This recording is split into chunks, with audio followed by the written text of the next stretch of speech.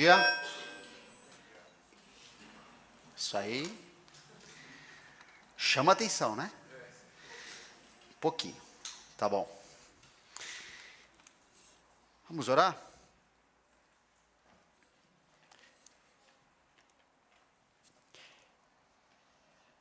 Gasta um tempo falando com o Senhor.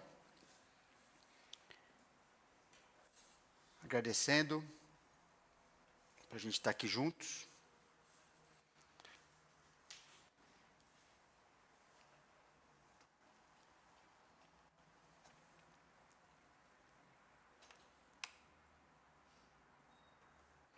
Senhor Deus, agradecemos a Ti. Obrigado pela vida que o Senhor tem nos dado, pela salvação em Jesus. Estamos aqui porque o Senhor cuidou de nós nessa semana também. Nos deu capacidade, saúde, para estarmos aqui diante do Senhor. Nós vivemos diante do Senhor na semana toda e queremos agora continuar pensando em Ti, aprendendo do Senhor, tendo uma vida mais agradável a Ti. Aquilo que nós cantamos aqui, Senhor, seja verdade, seja fato na nossa vida. Que a gente aprenda com o Senhor Jesus. Temos uma vida que reflete o Teu caráter, reflete o Teu amor por nós. Nos ajuda, nos ensina por meio da Tua palavra. Que nós saímos mais encorajados a vivermos essa semana para o Senhor. Agradecemos, em nome de Jesus. Amém.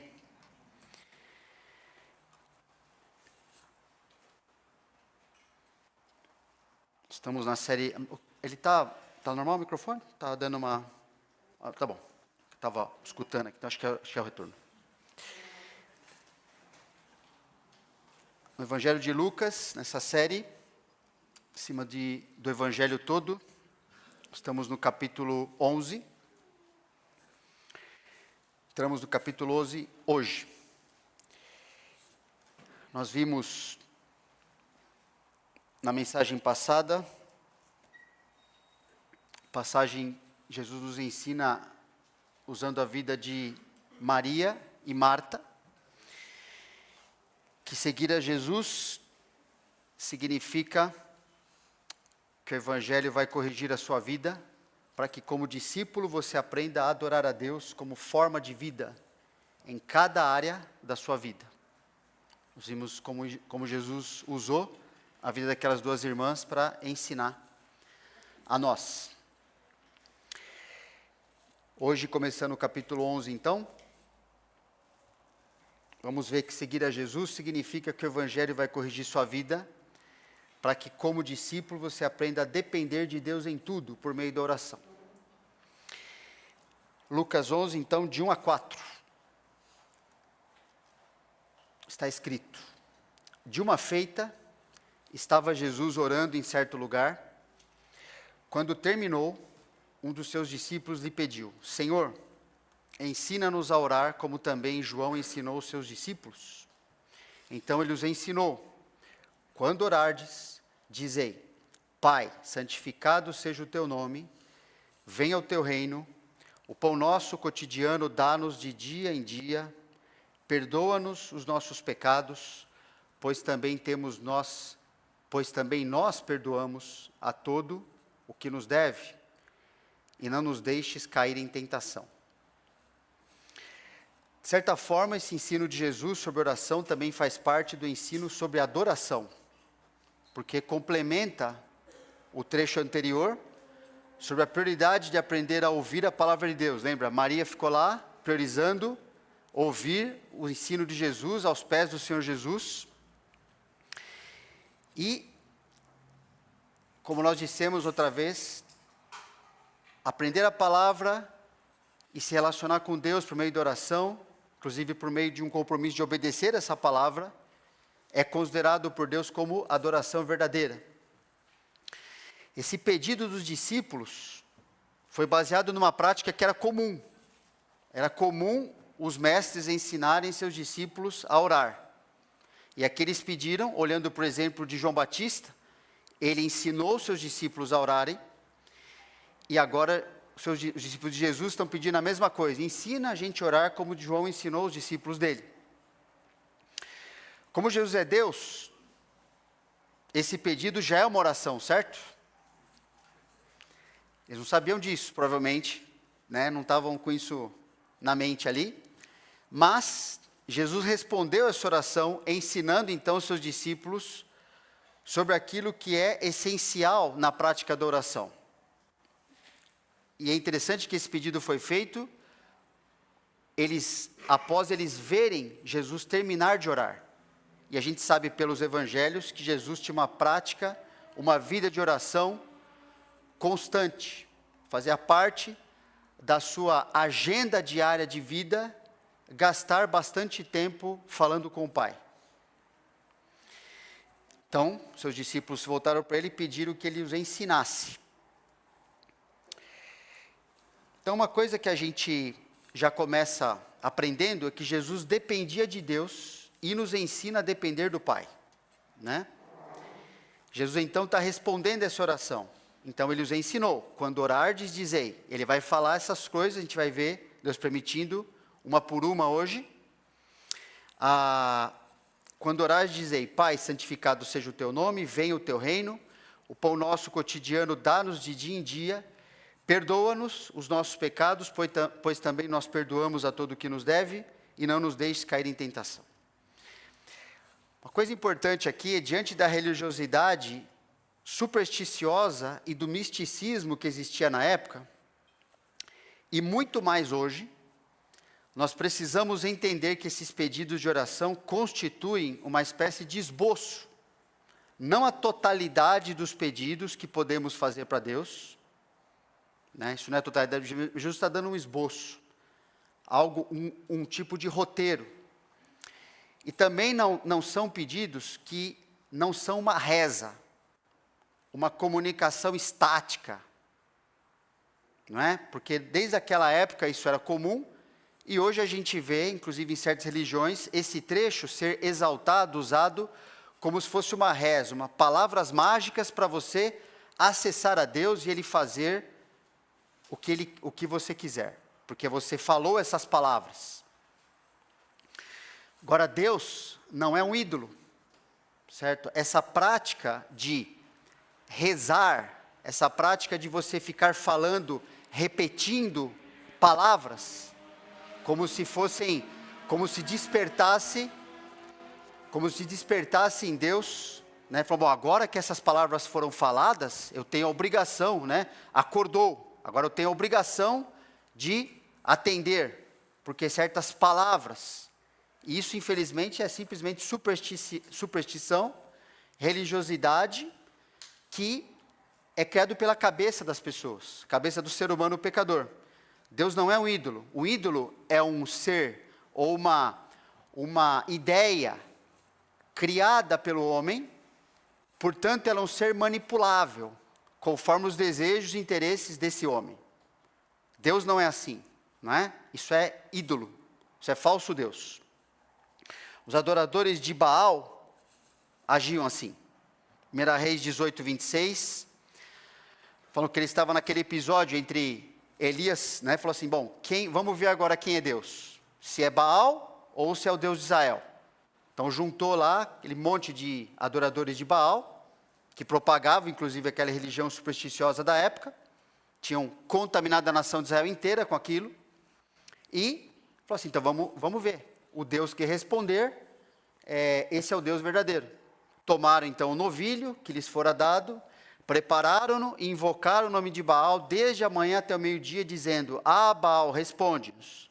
Porém não havia uma voz que respondesse, e manquejando se movimentavam ao redor do altar que tinham feito. E tem um monte de ritual que eles estavam fazendo ali, sabe pelo texto, mas era uma reza, né? Algo, Baal, responde, invocando algo que eles mesmos criaram para adorar. Lembra que os judeus Infelizmente, lá no Antigo Testamento, o que eles fizeram?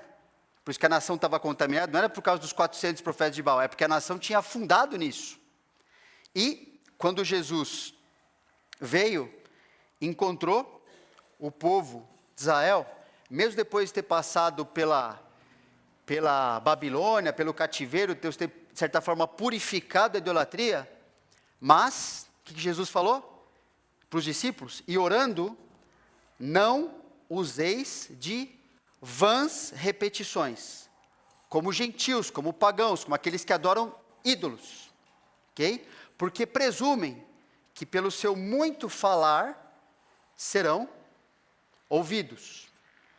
Não vos assemelheis, pois, a eles, porque Deus, o vosso Pai, o Deus verdadeiro, um Deus racional, que se relaciona conosco, que nos deu, inclusive, a capacidade de se relacionar com Ele, o vosso Pai sabe o de que tendes necessidade antes que lhe o peçais. Não precisa ficar ali falando a mesma coisa, como se eu estivesse, falando para algo irracional.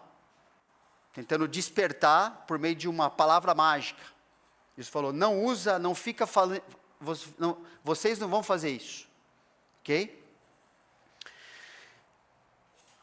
Então, a oração bíblica contém um esboço, que Jesus está ensinando aqui, essa oração bíblica contém um esboço, não exaustivo, mas essencial. Em primeiro lugar, o reconhecimento do caráter de Deus. Jesus está ensinando e diz para os discípulos dizerem o seguinte, Pai, santificado seja o teu nome. Santificado significa o quê? Separado, distinto. Deus tem que ser conhecido pelo que Ele realmente é. Ele é distinto dos ídolos, distinto de coisas criadas, de imagens, de seres que o homem criou para tentar se relacionar, se curvar diante dessas coisas. Falou, Deus não é assim. Ele tem que ser distinguido dessas coisas. Isso só acontece quando nos aproximamos e nos dirigimos a Deus por meio do que a Bíblia revela sobre Deus. Porque é a palavra do próprio Deus. Então não é um ser criado pela imaginação, um ser manipulável. Ele se revelou, o seu caráter, a sua vontade para nós, e a gente só tem segurança, só pode se achegar a Deus por meio do que Ele mesmo falou sobre si mesmo e do meio pelo qual Ele nos deu para nos achegar a Ele. E a oração é um desses meios. Só que não é aquelas repetições, aquelas coisas que são características do povo que não conhece Deus. Que conhece Deus se relaciona com Deus como uma pessoa, um Deus pessoal que escuta, que vai atender algumas coisas, que vai falar não para outros, vai ver mais sobre isso, se Deus permitir, na outra semana. Porque justamente Ele nos criou, Ele sabe que é melhor, quer o nosso bem, promove o nosso bem, mesmo quando a gente às vezes pede o que não deveria. Então, esse Deus não vai ficar dando as coisas só porque a gente apertou um botão. Oração não é isso, né? Então, a gente precisa se aproxima e se dirige a Deus por meio do que Ele mesmo nos revelou a respeito dEle e de como Ele se relaciona conosco. Jesus usa a palavra aqui para, percebe? Eles sabiam, os discípulos sabiam que estavam se referindo a Deus. Mas Ele fala assim, quando você falar com Ele a partir de agora, você chama Ele de Pai. Pai traz a ideia de um relacionamento e proximidade. Os ídolos não têm isso. Deus tem. Ele é um Deus que quer se relacionar e quer estar próximo, a gente se aproximando de Deus. Como um pai mesmo. Agora eu sei que pode ser difícil para alguns aqui, a ideia, porque a referência a um pai, muitas vezes, é um pai que você não teve tanta proximidade, você não teve um relacionamento muito bom. Mas lembra que esse pai é um ser criado, é um pecador. Okay?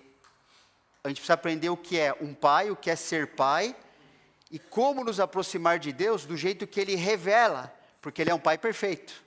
Ainda que a gente tenha recebido e até mesmo sido um pai imperfeito, que nós podemos nos achegar ao Pai perfeito, ao Pai das luzes, e eu falei assim, é dessa forma que ele se relaciona comigo na Bíblia que eu vou me achegar a ele. Então não posso colocar Deus debaixo da referência de um pai humano, é o contrário, né? Deus, agora eu vou aprender com ele é a referência, ok? E Jesus está falando para os discípulos, a gente tem proximidade com Deus, não distanciamento. Ele não é um Deus que não quer ouvir e não quer responder, não quer se aproximar. Pelo contrário, Ele é um Pai que quer o seu bem, que quer falar com você. Por isso que Ele deu sua palavra, quer que você se achegue com confiança, com fé. Inclusive, sem fé, não precisa nem orar. Porque a Bíblia fala que se você não tem confiança de chegar a Deus como Pai, é perda de tempo. Você não vai nem receber, nem ser ouvido, nem receber nada. Em Hebreus fala isso, né? Mas chegar a Deus como Pai é um compromisso importante, interessante, né? Primeira palavra que Jesus usa já ensina um monte de coisa, né? Como a gente deveria se aproximar, com que atitude, com que expectativa, né? Olhando para como Deus se revela como Pai, vai naqueles trechos do Antigo Testamento, onde Deus, como é que Ele trata Israel. Se você ler, gastar tempo lendo as formas como Deus se relaciona como Pai, até como marido, em relação a Israel, um cristão, você vai chorar. Você vê como é que Deus se interessa, um Deus que não necessita de Israel para nada. Israel é nada perto de Deus. Na verdade, o mundo inteiro, o universo, ele fala que é um montinho de areia perto dele. Não é nada aquilo. Mas Deus se aproximando, querendo o bem, buscando vez após vez, um Israel que estava com as costas viradas para Deus. De costas. E Deus vai lá, como um pai, como um marido que se importa, que quer o bem, que quer promover a melhor vida para o povo que Ele escolheu. Gastar tempo isso no livro dos profetas, em Ezequiel, em Jeremias, é constrangedor o amor de Deus. Agora, o ápice do amor de Deus é o Senhor Jesus, né? Pensa, o pai entregar o seu filho por amor de seus inimigos. Que isso, você não vai encontrar isso no amor de pai terreno nenhum. Romanos 5,8 fala isso. Mas o amor de Deus Pai é esse.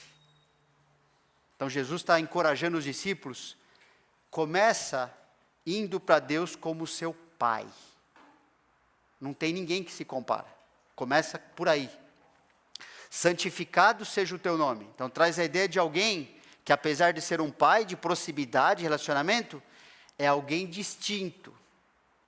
É alguém superior. Que deve ser conhecido dessa forma, deve ser reverenciado dessa forma, deve ser adorado dessa forma.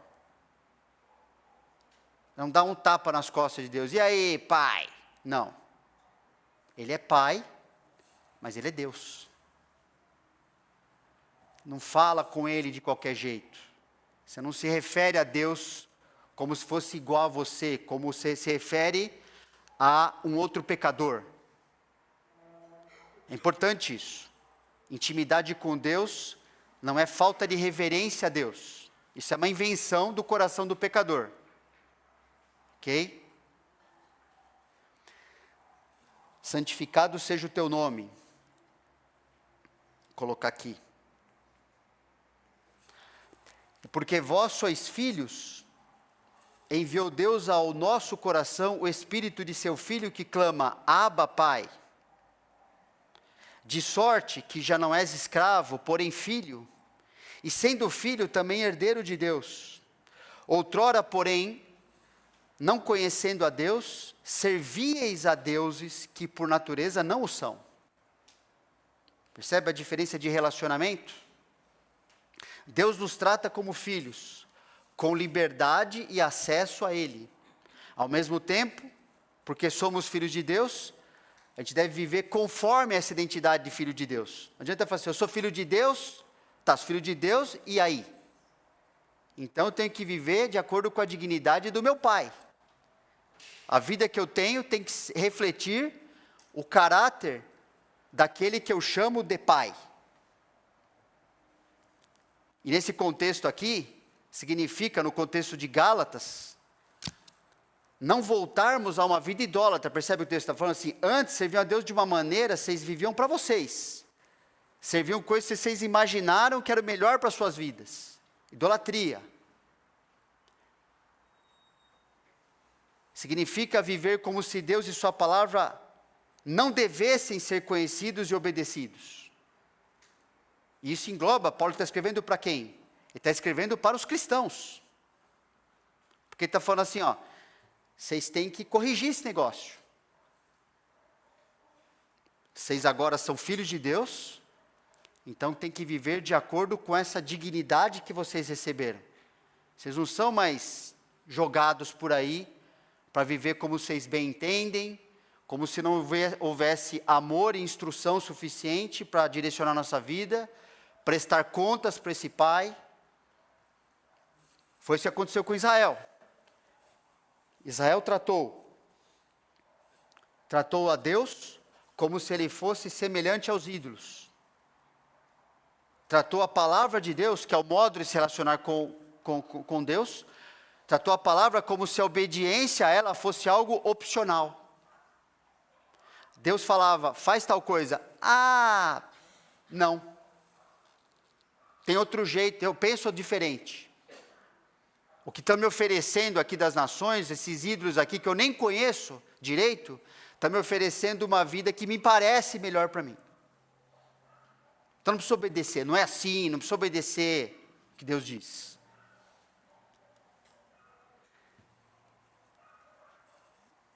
Esta forma de vida, quando você vê no Antigo Testamento, foi a forma de Israel profanar. Em vez de santificar, o contrário é você profanar, você pegar aquilo que realmente é digno, que é separado, que é especial, e você jogar na lama, como se fosse algo comum, sem valor. Toda vez que Israel escolhia viver de acordo com o seu coração, não obedecendo a palavra, e um apoiava o outro nisso, né? Em vez, até a liderança de Israel, os sacerdotes, os príncipes, que era um sistema, no Antigo Testamento a gente vê isso, onde havia apoio para viver dessa forma, né? Porque pecar sozinho é mais difícil. Agora, pecar em comunidade, não, então vamos todo mundo abaixar o padrão, né? Essa foi a forma de profanarem o nome e o que Deus estava fazendo de especial com a vida deles. Por isso eles experimentaram isso. Ao invés de santificarem a imagem de Deus para si mesmos e para as nações, que era o papel deles. Coisa mais importante não é domingo, irmãos. Coisa mais importante é quando só Deus está vendo a nossa vida durante a semana. Porque a gente caminhando nesse mundo, vivendo, falando com as pessoas, recebendo as coisas, dando as coisas para os outros, enfim, se relacionando com todo mundo, os outros veem na verdade. Às vezes eles conhecem a gente, que a gente já falou para eles que a gente é filho de Deus, que a gente é cristão. Mas precisa pensar nisso, se a forma como eu e você está vivendo, como é que isso está santificando, exaltando de verdade o que Deus é, ou profanando o que Deus é, na mente das pessoas, porque na nossa mente já está desse jeito. E as pessoas depois, elas têm infelizmente até razão, muitas vezes falam assim, mas espera aí, Deus, e ser cristão, e ter Deus como pai, é isso? Porque se é isso eu também tenho. Então isso é interessante, essa oração, Jesus está ensinando assim, ó, ao se aproximar de Deus, ele fala assim, ó, Essa é a consciência correta. Se aproximar de Deus dessa forma, falar assim, ó, tudo na nossa vida está mostrando, e mostrando de maneira melhor ou pior, quem Deus é, o que eu estou fazendo em relação a isso na minha vida, qual o valor que isso tem para mim, na forma, não como eu estou, ou não somente quando a gente está reunido falando coisas para Deus aqui, mas principalmente, como a gente está vivendo durante a semana. Foi isso que Deus falou em Isaías 2, não foi? Falou assim, pessoal, eu não tenho problema com o culto que Ele mesmo criou. Mas Deus tem um sério problema em haver uma separação, haver uma diferença entre assim, prestar certos rituais é uma coisa para Deus, dentro do que Ele criou. Mas a vida cotidiana é do jeito que eu quiser. Por isso que Deus falou que em Isaías 2, pode parar de me cultuar, para. Senão eu vou ter que fulminar vocês. Aí Deus não queria que não tivesse culto, ele falou assim, acerta a vida, para que faça sentido esse culto na minha presença. Porque senão eu não quero. Então Jesus está ensinando a orar, com esses princípios em mente. Santificado seja o vosso nome. Israel profanou, porque encarava a Deus como se fosse igual aos ídolos, por isso que tantas passagens na Bíblia falam assim, Deus fala assim, vocês estão me comparando com esses ídolos? Olha quem eu sou, olha o que eu fiz, olha o que eu faço. Estão doidos?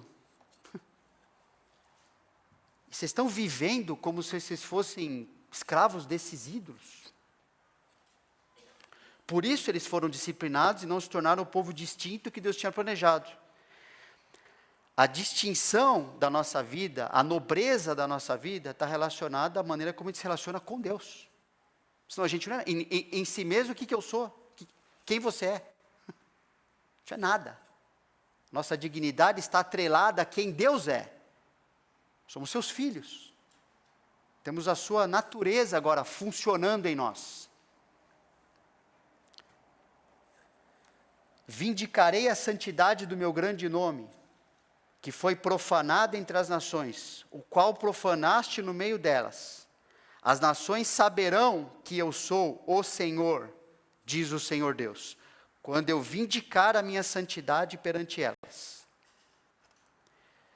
Então, como povo de Deus, se não vivermos conhecendo e obedecendo a Deus, o que resta é adorarmos a nós mesmos, vivendo para nos satisfazer, não a Deus. E como Israel, a gente vai ser reprovado e inútil aos seus propósitos. É isso que aconteceu com Israel. E a igreja, ela corre sempre o mesmo risco. E os padrões da igreja do Senhor Jesus não estão melhorando com o passar do tempo, infelizmente. Está se amoldando ao mundo. Significa que na cabeça dos cristãos, de maneira geral, há um conceito menor sobre Deus do que o que Deus revela na palavra. Por isso há uma prática pior de vida. E há uma diferenciação cada vez maior entre abarrotar os templos para cultuar a Deus, mas que não há relação durante a semana como as pessoas vivem.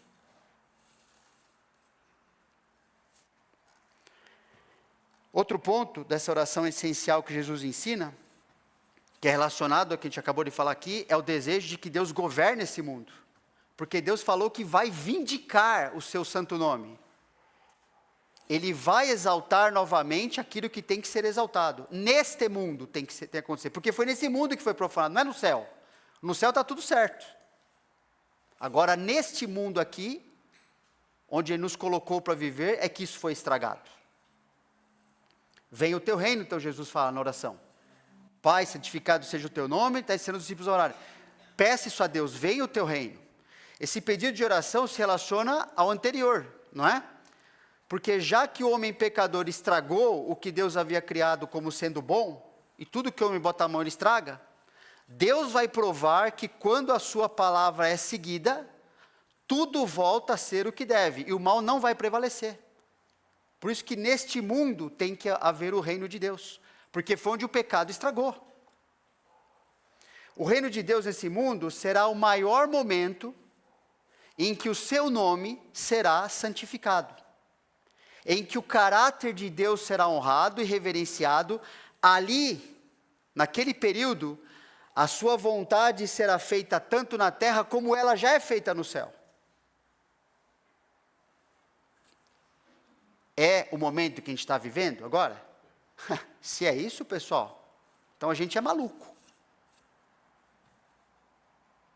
Se Jesus, se é toda a sua vontade, se o seu nome, se o seu caráter está sendo adorado em todos os lugares, então a gente está fora da realidade, acho que a gente está vivendo em outro planeta. A gente não está vendo isso acontecer aqui. Ezequiel 20. Esses versículos que falam o seguinte: tão certo como eu vivo, diz o Senhor, com mão poderosa, com braço estendido e derramado furor, hei de reinar sobre vós. Verso 40. Porque no meu santo monte, até o local está marcado, no monte alto de Israel, diz o Senhor Deus, ali toda a casa de Israel me servirá, toda naquela terra. Ali me agradarei deles. Ali requererei as vossas ofertas e as primícias das vossas dádivas, com todas as vossas coisas santas. E você vê o livro de Ezequiel, no final do capítulo 38 para frente, você vai ver como é que vai ser o culto descrito no milênio. Algo que não aconteceu depois de Ezequiel em momento algum na nação, porque é futuro. Versículo 41.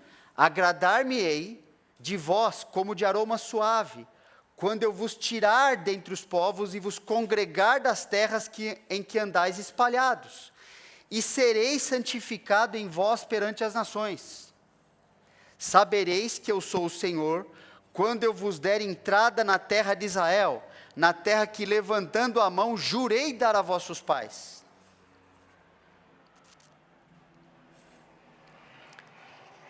Israel precisa passar por esse tempo, porque, e depois de Ezequiel, isso não aconteceu ainda. Como cristãos, fazemos parte desse reino, que ainda será exercido plenamente nesse mundo e será completado pelo evento necessário da sujeição de todos os inimigos de Deus, seguido da destruição desses inimigos. Como Paulo colocou lá para a igreja de Corinto. Porque assim como em Adão todos morrem, assim também todos serão vivificados em Cristo. Agora ele tem uma ordem, cada um porém por sua própria ordem. Cristo, as primícias, está falando da ressurreição. Cristo, as primícias, depois os que são de Cristo na sua vinda, a igreja. E então virá o fim, quando ele entregar o reino ao Deus e Pai, quando houver destruído todo o principado, bem como toda a potestade e poder, porque convém que ele reine, até que haja posto todos os inimigos debaixo dos pés. Esse trecho foi escrito para a igreja, não somente para ensinar a teologia correta sobre o futuro, mas principalmente porque a verdade teológica tem o objetivo de nos fazer viver como cristãos no presente, dedicados a Jesus e ao que Ele quer usar nossas vidas nesse mundo. Foi para isso que Paulo colocou esse trecho aqui. Não é porque estão saberem uma informação, simplesmente, que é verdadeira, mas que por causa dessa verdade, existe a esperança, é certeza absoluta, é uma questão de tempo, porque nós faremos parte de tudo isso com Jesus, mas é para ensinar. Paulo pegava, ele acreditava tanto nessa verdade, que ele fez perguntas e mostrava para os cristãos assim, se isso aqui não é verdade, então tanto faz a maneira como a gente vive, mas é. Olha o que ele coloca no versículo seguinte, isso aí. Porque também nós os expomos a perigo a toda hora? Se não tem ressurreição, se a igreja não vai ser levada para Jesus, com Jesus para o céu, tudo assim, para que eu vou ficar vivendo tomando chicotada, me expondo a perigo, pessoas querendo me matar o tempo todo. Se isso aqui não é verdade, falou assim, eu não vou viver desse jeito, não sou louco, não sou bobo. Dia após dia morro. Eu protesto, irmãos, pela glória que tem em vós outros em Cristo Jesus nosso Senhor. Se como homem lutei em Éfeso com feras, que me aproveita isso. Se isso não vai acontecer dessa forma, falou assim, não vou ficar vendo desse jeito. Se os mortos não ressuscitam, comamos e bebamos, que amanhã morreremos. Vive como mundão mesmo, não deixa para lá. Não vos enganeis, fala. Porque é verdade. As más conversações corrompem os bons costumes. Tornai-vos a sobriedade, como é justo, e não pequeis. Não vou viver com o mundo, pelo contrário, não vou pecar. Por quê? Porque alguns ainda não têm conhecimento de Deus. Isso digo para vergonha vossa. Porque a igreja estava dando mau testemunho ali, a igreja de Corinto. E por que está dando mau testemunho? Porque não acreditava que isso aqui ia acontecer. A vida é aqui mesmo, a vida é que a gente está vendo. O negócio é levar vantagem, o negócio é se dar bem, ficar rico, saúde e prosperidade. Não é novo essas coisas são bem velhas, bem antigas.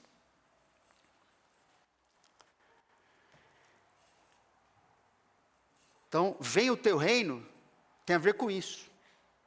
Já que eu já faço parte disso, ainda que isso não está plenamente instaurado nesse mundo, Deus está preparando a nossa natureza como igreja para sermos pessoas adequadas ao seu reino. Para vivermos aqui, realmente mostrando o que Ele é. Gastando a vida, foi isso que Paulo fez com a vida dele, ele acreditava de verdade nisso.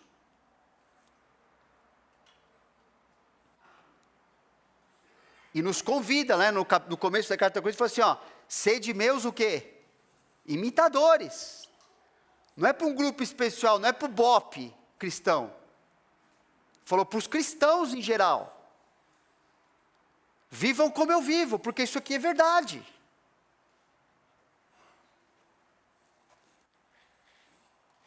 Jesus continua ensinando a oração, falando agora da expressão da nossa dependência de Deus. Não só Pai, santificado seja o seu nome, não só venha o teu reino, mas o pão nosso cotidiano dá-nos de dia em dia.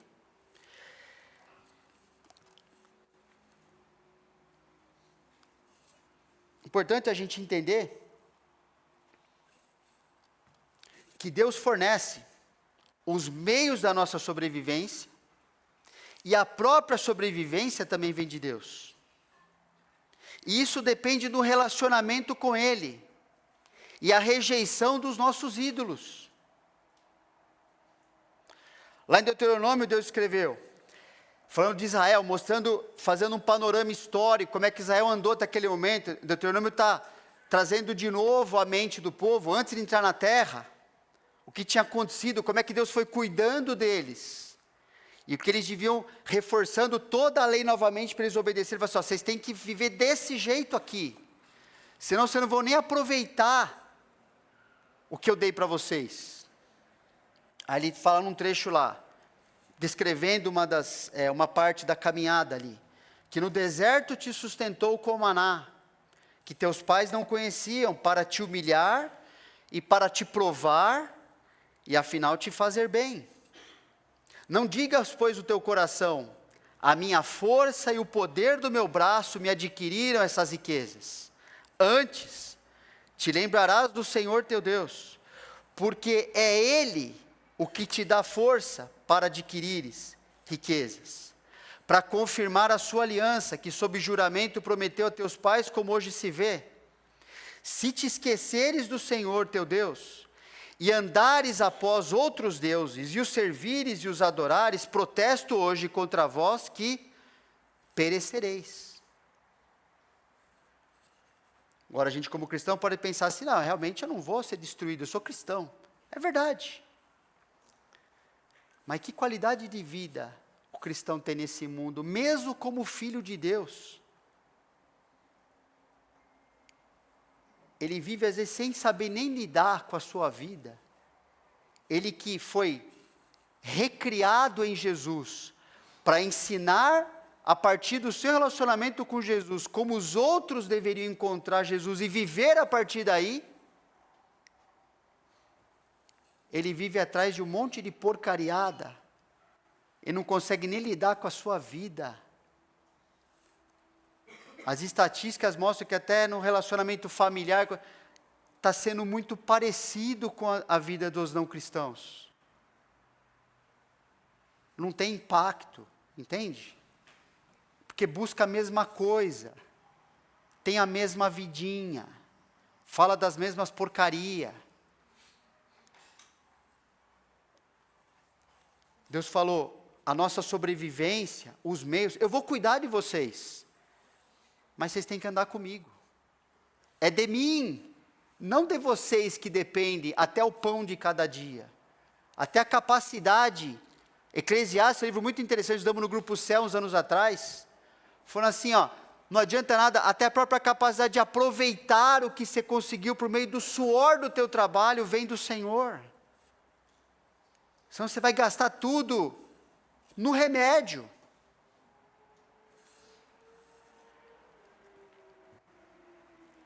E se estiver gastando remédio, vai ficar revoltado ainda por cima.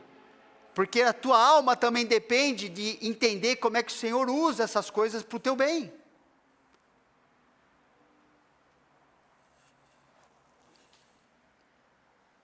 Dependência de Deus. Eu percebo, irmãos, como é fácil. É engraçado, eu estava pensando outro dia assim, quando a gente era uma família assim, as meninas eram pequenininhas lá em casa e tal, dificilmente eu deixava de orar e agradecer a refeição. Criou dessa forma, era gostoso, assim, percebendo assim, com o tempo, eu fui ficando relaxado. Pensando assim, não é toda refeição que eu agradeço a Deus. Não como ritual, entende? Mas assim, para me lembrar assim, eu dependo de Deus. Que privilégio, não é que eu não sou grato, entende? Mas assim, Jesus está falando que a gente deveria falar com Deus sobre isso.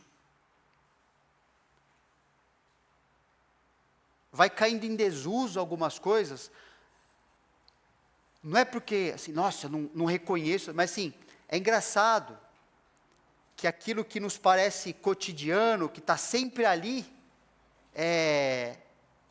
vai estar sempre ali.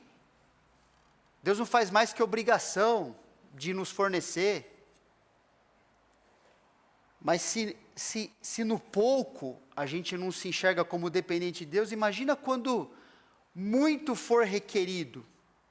Fica mais difícil, não fica? Essas práticas nos ajudam a nos colocar no nosso lugar como dependente do Senhor. A gente precisa ser humilhado, falar assim, Deus, eu dependo do Senhor. Até para o pão de cada dia, até para consegui-lo, para consumi-lo. Eu não sou autônomo. O sopro de vida da minha vida está na tua mão, Senhor. Se o Senhor fizer assim, acabou. Importante. Outro ponto que Jesus ensina, a expressão da sua dependência espiritual de Deus, condicionada a seu relacionamento espiritual para com os outros. Jesus fala, e perdoa-nos os nossos pecados, pois também nós perdoamos a todo o que nos deve. A oração, percebe, ela trata a Deus como Pai. Desde o começo, pressupondo a existência de um relacionamento com Jesus, com Deus Pai, né?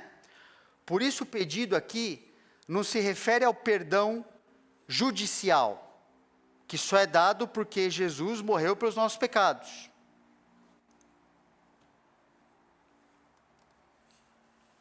Colossenses 2, 13 e 14 fala desse perdão judicial.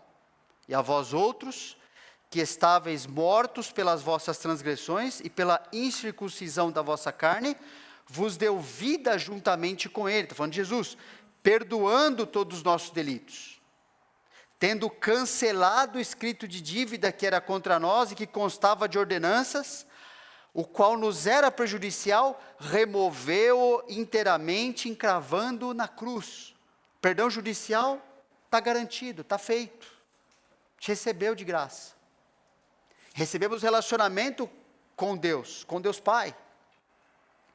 Essa oração de Jesus aqui se refere ao perdão relacional, do dia a dia. Porque o perdão judicial já existe, é necessário o perdão relacionamento, de comunhão, de manter a vida em ordem diante de Deus. Para os que já foram perdoados por Jesus, mas que como pecadores perdoados, ainda pecam nessa vida. E ainda sofrem com os pecados dos outros. E precisam lidar com isso tudo. De maneira que seu relacionamento de comunhão com Deus seja mantido e cresça. Então, não Colossenses 2,13, mas o Colossenses agora 13 e 14 diz: suportai-vos uns aos outros, agora para os que já foram perdoados judicialmente. Mas para essas pessoas, suportai-vos, sejam suporte para os outros, um para com o outro. Perdoai-vos mutuamente, caso alguém tenha motivo de queixa contra outrem. Assim como o Senhor vos perdoou, assim também perdoai vós. Acima de tudo isso, porém, esteja o amor, que é o vínculo da perfeição. Então, o perdão, ele abre o caminho para o tratamento de uma situação entre as pessoas ali. Paulo está falando, não é? Se acontecer alguma coisa, motivo de queixa, você perdoa, você abre o caminho, agora tem como tratar. E o amor, que ele coloca em seguida, é o processo aplicado à vida desses envolvidos, que trata a situação de modo a restaurar a comunhão entre essas pessoas, inclusive entre elas e Deus. Porque se não acontece, elas não têm comunhão. Elas não estão experimentando na vida delas o perdão, porque elas não perdoam. O trecho de Mateus 18, lá que Jesus, quantas vezes vou perdoar meu irmão que peca contra mim? Jesus ensinou isso aqui, ó. Se você que foi perdoado não fizer isso com o outro, você vai experimentar não um relacionamento de perdão com Deus, de comunhão com Ele, mas vai experimentar a sua ira, a sua rigidez, a sua vida. Você não vai ter comunhão se você não tem comunhão com o seu irmão. Tem que ficar claro isso na nossa cabeça. E hoje em dia é outra tendência, né? Lugares abarrotados de pessoas que se acham cristãs, que não tem o mínimo relacionamento com a pessoa do seu lado, inclusive o virtual é o preferido, porque você não precisa se relacionar mesmo com ninguém, está na tela, certo? E isso é uma aberração, porque na igreja é necessário você se relacionar, é necessário você obedecer, por exemplo, Colossenses aqui. E se você não se sente bem, se você não quer obedecer, é porque provavelmente você é frequentador de igreja, mas você ainda não é filho de Deus. Porque o filho de Deus quer se dar bem com os outros filhos de Deus. Ele não se sente à vontade em viver uma vida cada vez mais distante dos outros filhos. Isso é descrente que gosta de fazer isso, não é crente. Por isso Paulo falou, isso aqui são ordens, são princípios que só crente é capaz de viver desse jeito. Mas ele é capaz. E ele quer viver assim.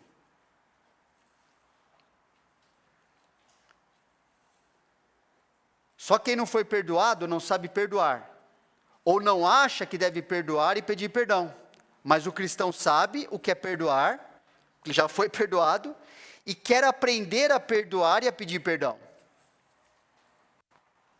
O cristão sabe que nunca vale a pena bloquear sua comunhão com Deus por não reconhecer seus pecados e por não perdoar os que pecam contra Ele. Porque vira um ciclo, percebe? Sem fim. Ele não pede perdão, não reconhece seus pecados, também não perdoa ninguém, é aquele negócio. 1 João capítulo 1 fala, ora a mensagem que da parte dele temos ouvido e vos anunciamos é esta, que Deus é luz. E não há nele treva nenhuma. Se dissermos que mantemos comunhão com Ele e andarmos nas trevas, mentimos e não praticamos a verdade. Se porém andarmos na luz, como Ele está na luz, mantemos comunhão uns com os outros. E o sangue de Jesus, seu Filho, nos purifica de todo o pecado. Se dissermos que não temos pecado nenhum, a nós mesmos nos enganamos, e a verdade não está em nós. Se confessarmos nossos pecados, Ele é fiel e justo para nos perdoar os pecados e nos purificar de toda a injustiça. Se dissermos que não temos cometido pecado, fazemo-lo mentiroso, e a sua palavra não está em nós. Coisa mais clara que essa na Bíblia é difícil de achar, pessoal. João escreve de uma maneira que é tão... Não tem como escapar, não tem terceira via. É isso aqui. Confessa pecado, pede perdão, perdoa os outros, é assim que vive. É assim. E Jesus finalmente ensina na oração a expressão da sua dependência de Deus para lidar com a tentação. Né? Jesus termina a oração ali falando, e não nos deixes cair em tentação. A palavra tentação, já tem falado na igreja aqui várias vezes, tem tanto significado positivo das provações que visam nos aperfeiçoar, quanto o significado negativo da sugestão ao pecado que visa nos destruir. A palavra é a mesma. A questão é o contexto e quem está instigando a pessoa ali, se é Deus ou o diabo, né? Ou o próprio coração da pessoa que é do lado do diabo também. Então, como o pedido aqui se dirige a Deus Pai, a gente pode entender que é um pedido de um filho, para que seja protegido e guardado das artimanhas do inimigo, as artimanhas do diabo, para que a gente tenha sempre o discernimento dado por Deus, e a confiança em Deus, para vencer a tentação, de modo que o diabo não obtenha vantagem ou não destrua a nossa vida. Né? Tem vários trechos na Bíblia, eu coloquei só alguns aí, que falam sobre isso. Senhor te guardará de todo mal, guardará a tua alma, porque o Senhor será a tua segurança e guardará os teus pés de serem presos. No Novo Testamento, todavia o Senhor é fiel, Ele vos confirmará e guardará do maligno. Por isso era uma oração, nos ajuda, nos livra da tentação, nos livra que eu seja confundido, jogado, colocado numa coisa que eu nem perceba que vai acabar com a minha vida ali. Agora, com a palavra à mesa, Deus equilibra isso também, não é? Deus, por meio da sua palavra, jamais, lembra disso, Deus jamais propõe algo que nos leve a transgredir os mandamentos e princípios da própria palavra. O cristão não precisa ficar pedindo, deixa eu orar para saber a vontade de Deus. Se a Bíblia fala que aquilo deve fazer diferente, não precisa orar, para com isso. Já escreveu na Bíblia o que Ele quer, o que está certo. Deixa eu orar, que orar? Tem que obedecer o que Deus fala. É assim que vai livrar da tentação, do mal. Porque o mal já está lá. O diabo já está tentando empurrar para aquele caminho, o coração da gente também. Não é? Então Deus, por meio da sua palavra, jamais vai fazer isso comigo. Já vai falar assim, sei. Outro dia eu escutei uma bobagem de uma pessoa, um parente meu, falou assim, não sei o que, a pessoa que se dizia cristã, chegou para mim e falou assim, você acredita como é que Deus abençoou? Que agora é casada com espírita. Falei, é mesmo? Você acha que Deus fez isso? Para com isso. Quer se convencer do quê? Deus já falou, que casado, jogo desigual, que casamento, que Deus é esse? Ninguém ao ser tentado diga, sou tentado por Deus, porque Deus não pode ser tentado pelo mal, e Ele mesmo a ninguém tenta, nesse sentido aqui, né? Colocar uma coisa que vai ser mal, vai ser contrário ao bem que Ele colocou na sua palavra para nós. Ao contrário, cada um é tentado pela sua própria cobiça, que a pessoa deseja mais do que tudo, até mais do que Deus. Quando esta o atrai e seduz, então a cobiça, depois de haver concebido, dá à luz o pecado, e o pecado, uma vez consumado, gera morte. Não vos enganeis, meus amados irmãos. Uma coisa é o que o diabo e nosso coração ainda não convencido pela palavra faz. Outra coisa é o que Deus faz. Então, na prática, nós não devemos e nem precisamos saber se é Deus ou o diabo que está por trás das tentações. A gente não precisa ficar procurando, né? Será que Jó ficou procurando para saber? Nem sabia que Satanás está por trás daquilo, o pessoal nem precisa. O nosso papel é permanecer firme na obediência à palavra, como Jesus fez, quando Ele mesmo foi tentado e provado pelo diabo, no deserto, mas levado por quem para lá? Pelo Espírito Santo. Nossa preocupação é essa, ter discernimento. Deus não deixa eu cair nas coisas, e fazer o que Deus manda fazer.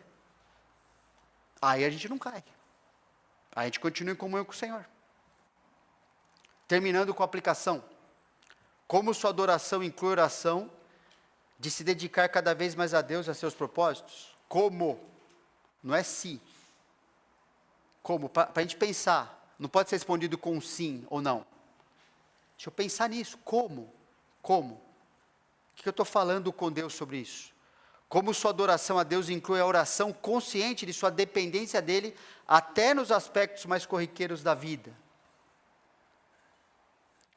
Como sua adoração inclui o autoexame bíblico, para reconhecer como que você tem pecado, para reconhecer como tem tratado aqueles que pecam contra você.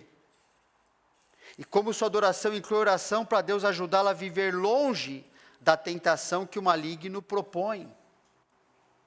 Amém? Vamos para o nosso intervalo, irmãos.